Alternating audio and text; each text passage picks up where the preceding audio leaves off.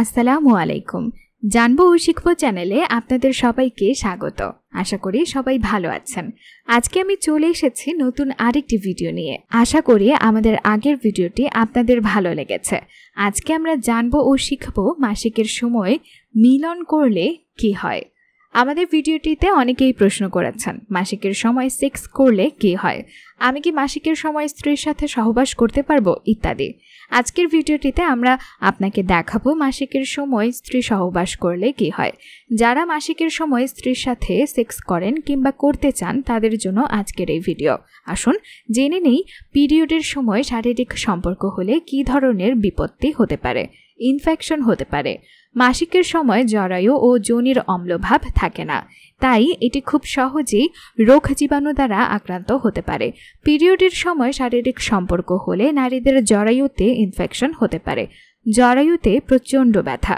Period চলাকালীন শারীরিক সম্পর্ক হলে পরবর্তী সময় নারীদের জরায়ুতে প্রচণ্ড ব্যথা হতে পারে, ফলে নানাবিধ সমস্যা দেখা দিতে পারে। রক্ত পেটের ভেতরে ঢুকে যেতে পারে। পিরিয়ড চলাকালীন শারীরিক সম্পর্ক হলে পিরিয়ডের যে রক্ত শরীরের ভেতর থেকে প্রবাহিত হয় সেটি অন্য কোনো অংশে ঢুকে জমাট বেঁধে যেতে পারে। এতে হতে পারে বিভিন্ন ধরনের রোগ। রক্তপাত বেশি হতে পারে। পিরিয়ডের সময় শারীরিক সম্পর্ক হলে রক্তপাত স্বাভাবিকের চেয়ে তুলনামূলকভাবে বেশি হতে পারে। তাই পিরিয়ড চলাকালীন শারীরিক সম্পর্ক নয়। চিকিৎসকের পরামর্শ। পিরিয়ড চলাকালীন কোনো সমস্যা হলে অবশ্যই ডাক্তারের পরামর্শ নিতে হবে, কারণ অনেক নারী আছেন যারা জরায়ু সমস্যায় ভোগেন। তাই প্রত্যেক নারীর উচিত নিজের প্রতি যত্নশীল হওয়া। এ তো গেল সাধারণ বিজ্ঞানের বর্ণনা। এখন আসি এই সম্পর্কে ইসলাম এবং পবিত্র কোরআন কি বলছে। ইসলামের দৃষ্টিতে এই সময় যৌন মিলন হারাম। ইসলামে এই সময়কে বলে হায়েজ। পবিত্র কোরআনে এই সম্পর্কে আল্লাহ তাআলা বলেন, তারা আপনার কাছে জিজ্ঞেস করবে হায়েজ সম্পর্কে, আপনি বলে দিন এটি অসুচি। কাজেই তোমরা হায়েজ অবস্থায় স্ত্রীগণ থেকে বিরত থাকো এবং যতক্ষণ না তারা পবিত্র হয়ে যায় ততক্ষণ তাদের নিকটবর্তী হবে না। যখন উত্তম রূপে পরিশুদ্ধ হয়ে যায় তখন তাদের কাছে গমন করবে, যেভাবে আল্লাহ হুকুম দিয়েছেন।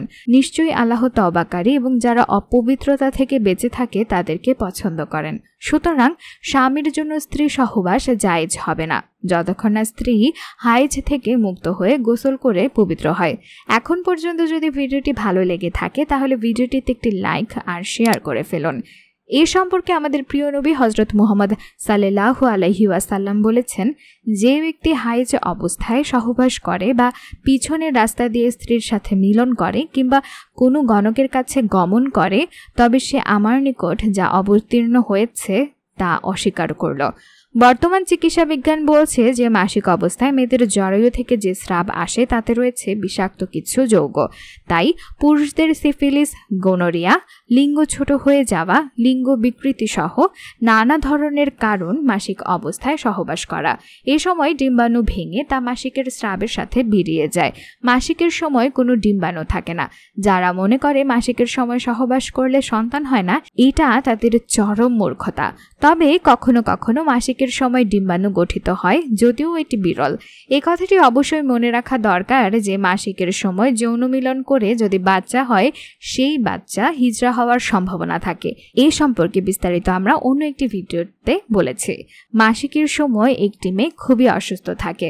এর সাথে থাকে অসহ্যকর ব্যথা বেদনা, বমি বমি ভাব, মাথা ব্যথা। এই অবস্থায় তার সাথে সহবাস করা তার উপর অমানবিক জুলুম ছাড়া আর কিছুই নয়।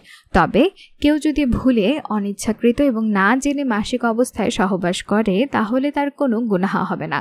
আর যদি ইচ্ছাকৃতভাবে করে থাকে তাহলে কাফফারা দিতে হবে। সবশেষে বলতে চাই, মাসিকের সময় সহবাস করা আপনার এবং আপনার স্ত্রীর জন্য ক্ষতিকর। তাছাড়া মাসিক অবস্থায় স্ত্রীর সাথে সহবাস করা হারাম।